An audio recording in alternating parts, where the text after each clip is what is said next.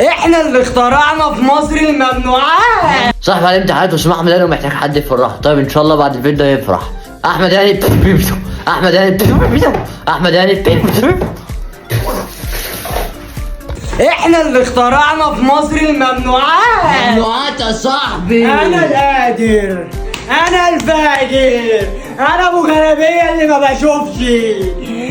انت المطرشم. انا المطرشم، انا المطرقع، انا يا ولاد. مش عايز حد يضحك عليك. ده الورك. ال10 توراك بكام؟ ال10 توراك بكام؟